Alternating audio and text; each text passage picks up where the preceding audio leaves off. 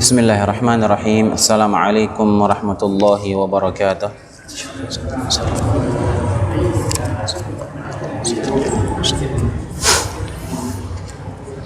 Innal hamdalillah nahmaduhu wa nasta'inuhu wa nastaghfiruh wa na'udzu billahi min shururi anfusina wa sayyiati a'malina. Man yahdihillahu fala mudilla lahu wa man yudlil fala hadiya lahu. Asyhadu an la ilaha illallah wahdahu la syarika lahu wa asyhadu anna Muhammadan abduhu wa rasuluh. Ya ayyuhalladzina amanu taqullaha haqqa tuqatih wa la tamutunna illa wa antum muslimun. Amma ba'd. Fa inna asdaqal hadithi kitabullah wa khairal hadi hadi Muhammadin sallallahu alaihi wasallam. Syarrul umuri muhdatsatuha wa kullu muhdatsatin bid'ah, kullu bid'atin dhalalah wa kullu dhalalatin finnar. Allahumma 'allimna ma yanfa'una wanfa'na bima 'allamtana wa zidna 'ilman ya rabbal alamin. Baik hadirin azanallahu wa iyyakum. Sekarang kita masuk ke rukun iman yang kedua, yaitu al-iman bil malaikah, beriman kepada malaikat. Kenapa kita perlu mengkaji ini? Kita sudah sebutkan sebelumnya bahwasanya rukun iman yang 6 ini ibarat akar suatu pohon. Semakin kokoh akar kita tertancap, rukun iman ini kita pelajari satu persatu, semakin kuat keimanan kita di 6 rukun ini, semakin kuat akar kita tertancap, maka otomatis batangnya semakin bagus, pohonnya semakin rindang, buahnya semakin indah, ibadah kita bakal semakin bagus. Manfaatnya di situ. Karena kuatkan akarnya dulu. Kita sudah bahas rukun yang pertama, iman kepada Allah. Sekarang kita bahas iman kepada malaikat. Pertama, apa urgensinya kita membahas iman kepada malaikat? Ada beberapa urgensi kita mempelajari iman kepada malaikat. Yang pertama, iman kepada malaikat merupakan rukun iman yang kedua. Karena merupakan rukun iman, maka harus kita pelajari untuk memperkuat akar pondasi keimanan kita yang tadi kita sebutkan. Kata Allah Subhanahu wa taala, "Laisal birra an tuwallu wujuhakum qibla al-masyriq wal maghrib, walakinnal birra man amana billah wal yawmil akhir wal malaikati wal kitabi wan nabiyyin." Ya, kebaikan itu adalah orang yang beriman kepada Allah, hari akhir, kepada malaikat-malaikat, kepada kitab-kitab dan kepada para nabi. Kemudian juga Allah menyebutkan tentang orang yang tidak beriman, Allah menyebutkan tentang kufurnya orang yang tidak beriman kepada malaikat. Allah menyebutkan man yakfur billahi wa malaikatihi wa kutubihi wa rusulihi wal yaumil akhir faqad dhalla dhalalan ba'ida. Barang siapa yang kufur kepada Allah, kufur kepada para malaikat, kufur kepada para rasul dan hari kiamat, maka dia telah sesat dengan kesesatan yang sangat jauh. Itu yang pertama. Kita mempelajari iman kepada malaikat karena ini merupakan rukun iman kita. Itu urgensi yang pertama. Yang kedua, kenapa kita mempelajari keimanan kepada malaikat? Karena ada beberapa penyimpangan-penyimpangan yang terkait dengan malaikat. Beberapa penyimpangan yang terkait dengan keimanan kepada malaikat. Contohnya yang pertama, misalnya orang-orang ateis. Ya, orang-orang ateis jelas dia tidak percaya kepada malaikat. Sama Allah, sama Tuhan saja mereka nggak percaya, apalagi sama malaikat. Kemudian juga penyimpangan yang terjadi tentang keimanan kepada malaikat ini yang kedua, orang-orang musyrikin Mekah, orang-orang musyrikin Arab dulu, sebagian mereka itu mengkultuskan malaikat. Mereka mengkultuskan malaikat sampai mereka itu menganggap malaikat itu adalah putri-putri Allah. Salah satu keyakinan orang-orang musyrikin dulu, orang jahiliyah, mereka meyakini malaikat-malaikat itu putri-putri Allah. Mereka mengagungkan, mengkuduskan malaikat sampai mereka menganggap malaikat itu anak perempuan Allah SWT. Wal'iyadu billah.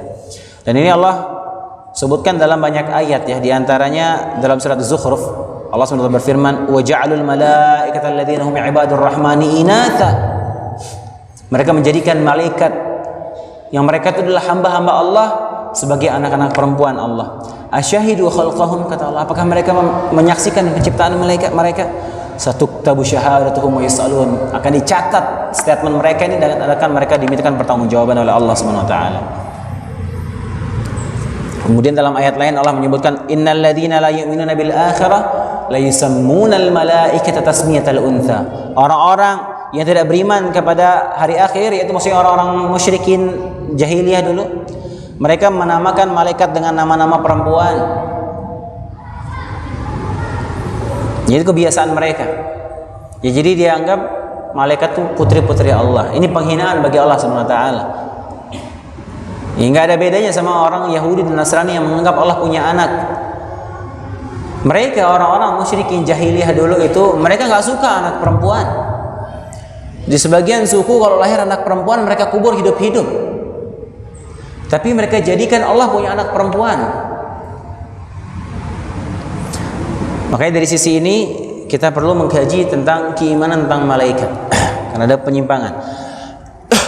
Di antara penyimpangan yang lainnya disebutkan oleh Allah SWT dalam sebagian ayat, orang musyrikin jahiliyah dulu sebagian ada yang menyembah malaikat. Mereka menyembah malaikat.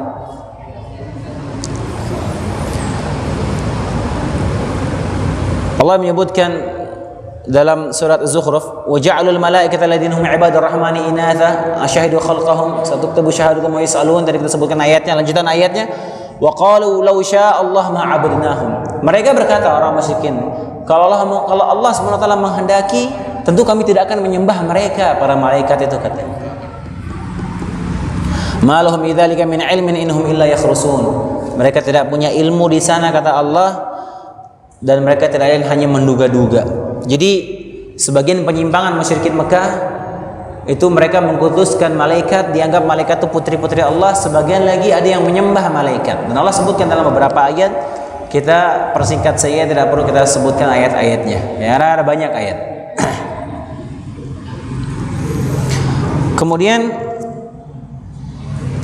di antara penyimpangan tentang malaikat ini yaitu para ahli filsafat, para filsuf, mereka menganggap malaikat itu bukan suatu makhluk tertentu, enggak. Itu malaikat itu cuma bisikan-bisikan rohani yang ada dalam diri manusia. Mereka berkeyakinan seperti itu. Tentu ini kekufuran, keyakinan seperti ini. Mengingkari adanya wujud malaikat.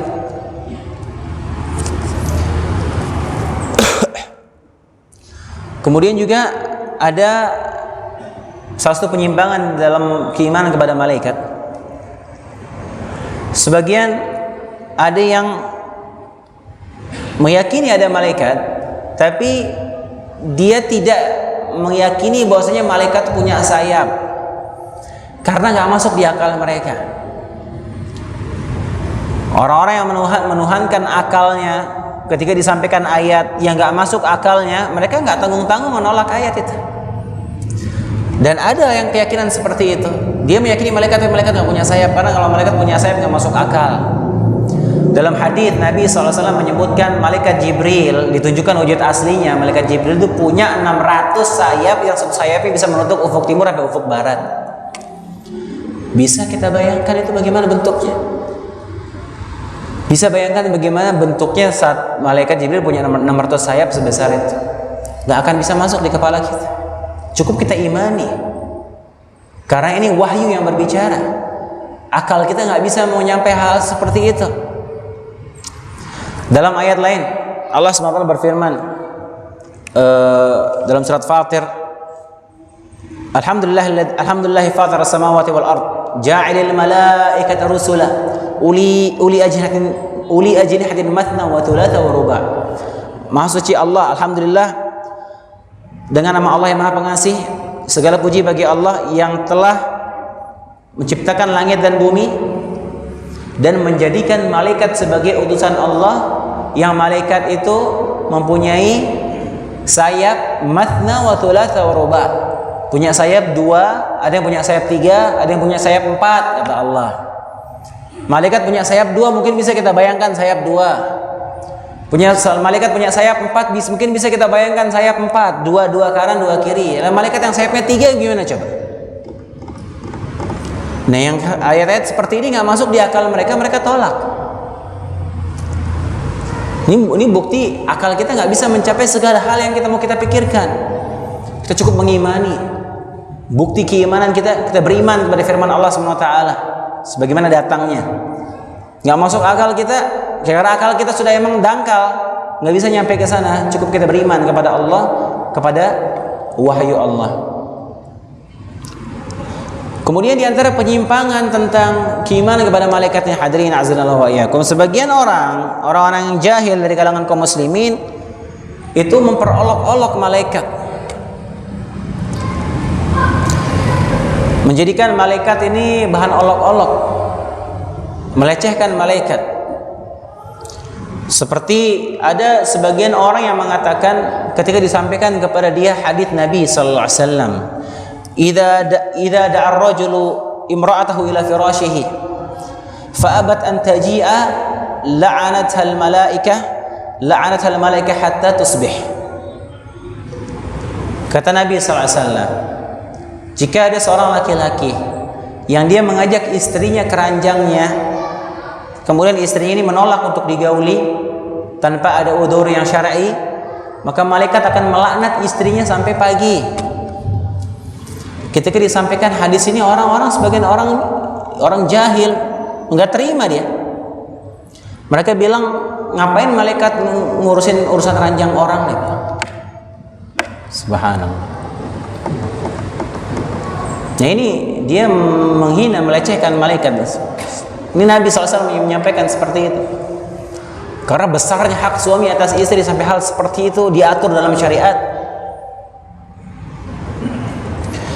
Kemudian di antara bentuk penyimpangan dalam keimanan pada malaikat ini, sebagian orang Yahudi mereka memusuhi para malaikat. Orang-orang Yahudi mereka memusuhi malaikat. Allah sebutkan dalam surat Al-Baqarah, "Wa man kana 'aduwan lillahi wa malaikatihi wa rusulihi wa Jibril wa Mikal fa innallaha 'aduwwun lil kafirin." Barang siapa yang menjadi musuh Allah, menjadi musuh malaikat-malaikatnya, menjadi musuh rasul-rasulnya, menjadi musuh Jibril dan Mikail, sungguhnya Allah musuh bagi orang-orang yang kafir. Jadi orang Yahudi itu di antara penyimpangannya mereka memusuhi malaikat. Karena beberapa penyimpangan ini mendorong kita untuk mendalami keimanan tentang malaikat ini. Kemudian hadirin azanallahu itu yang kedua, itu urgensi yang kedua. Ya, urgensi yang ketiga. Yang pertama karena keimanan kepada malaikat itu termasuk rukun Islam, rukun iman. Kemudian yang kedua karena banyaknya penyimpangan tentang malaikat. Kemudian yang ketiga, urgensi yang ketiga, karena ketika kita beriman kepada malaikat, itu akan mempengaruhi amalan kita, mempengaruhi amal soleh kita, kepribadian kita dipengaruhi karena apa? Karena kita beriman kepada malaikat. Contohnya misalnya kita beriman bahwasanya ada malaikat yang mencatat amal soleh kita dan keburukan kita. Tentunya kita akan menjaga perkataan kita, menjaga perbuatan kita, karena kita yakin ada malaikat yang mencatat.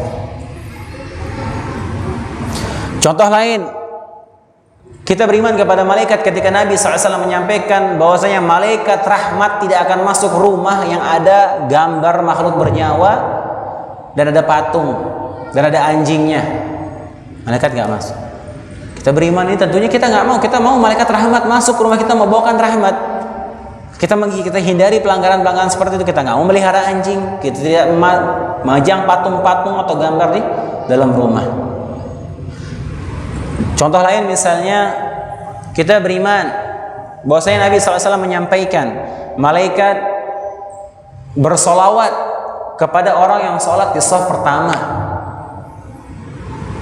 Malaikat bersolawat kepada orang yang sholat di shaf pertama di bersama. Kita meyakini itu, ini akan mendorong kita untuk berlomba-lomba mendapatkan shaf pertama. Contoh lain misalnya Nabi menyampaikan malaikat mencatat orang yang datang hari Jumat, yang datang awal-awal dia seperti berkurban unta, datang setelahnya seperti berkurban sapi, berkurban kambing, sampai khatib naik mimbar dia tutup bukunya, nggak dicatat lagi sudah. Ketika kita meyakini ini akan mendorong kita untuk bersegera menuju sholat Jumat karena kita mau dicatat oleh malaikat. Ini antara buah kita beriman kepada malaikat. Contoh lain misalnya malaikat beristighfar mendoakan orang yang datang menunggu sholat. Allahumma ighfir lahu, Allahumma arhamhu. Selama dia nunggu sholat sampai dia balik lagi ke rumahnya, terus didoakan ampunan oleh malaikat. Allahumma ighfir lahu, Allah ampuni dia. Allahumma arhamhu, ya Allah rahmati orang ini. Kalau dia bersuci datang dari rumahnya, datang ke masjid nunggu sholat, terus zikir sampai pulang lagi, terus doakan oleh malaikat. Kita meyakini itu akan mendorong kita melakukan amal soleh itu. Malaikat datang menaungi, membawakan keberkahan kepada orang yang duduk di majelis ilmu. Kita meyakini itu. Dan ini buah dari kita beriman kepada malaikat. Ada yang mau bertanya? Kalau nggak ada, Ana mau lanjutkan. Ada yang bertanya?